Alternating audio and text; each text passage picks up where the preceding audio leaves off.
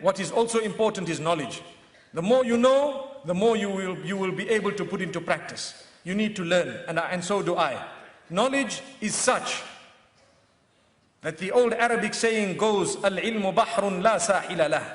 Knowledge is an ocean that has no coast. You keep swimming until the day you die. You keep receiving more, achieving more, learning more, mashallah. Don't ever think I know enough.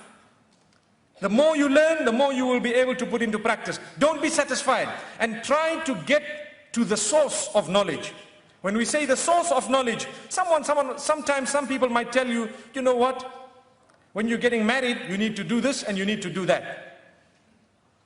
I don't know, there is a culture, a tradition in my part of the world, I don't know where they got it from. When a girl is getting married, after the nikah and everything happens, so many cultural items happen which are really taken from other religions and we don't even know. Other religions completely. You know, religions that are in contradiction with Islam, but our nikah has been made so simple, we want to complicate it by putting in spices and putting in, you know, that which is going to give us spiritual diarrhea. May Allah protect us. So much comes in and it's all shaken up, and you know, yes, the good food is there, meaning the nikah is done, but together with that you've added, imagine, you've added so many things in a pot and then you're like, you know, sending it down. Allah protect us, I don't even want to think what might be happening in our bellies. So if you take a look at what happens in the nikahs, a lot of the times so much more is added. I was saying back at home, we find some people, now mashallah, people are becoming educated. As we said, you need knowledge to walk on the path. And don't be shy. The world can say, oh, did you go to that marriage? It was over in 10 minutes. Well, what do you want it to have happened? What do you want to have happened there? They don't release the girl. They close the doors. They close the gate. Poor fellow comes home. They say, right, pay up. Who should I pay? What should happen? No. They empty his pockets. They make him suffer and so on. He has to scale the walls to go and get his bride. Nowadays, you have wise cracks. They SMS, if you want me, come out. MashaAllah. They get fed up.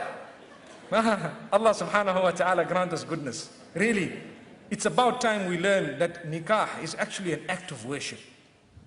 It's an act of worship. It's something not to be taken lightly. And we need to have them according to the Quran and the Sunnah and the teachings of the Prophet sallallahu alaihi wasallam, because, and this is very important, it is such a sacred union. Our future depends on how we came together. When we've come together wrongly, and on that day, if we have earned the wrath of the Almighty, what do you expect the outcome to be in terms of the children and the resultant offspring and the rest of the years that you are spending? When the day you sowed the seed, you were actually totally naked and you had everything, you know, free for all, so to speak, and it was totally forgotten that this is a religious function, and we earn the wrath of Allah subhanahu wa ta'ala.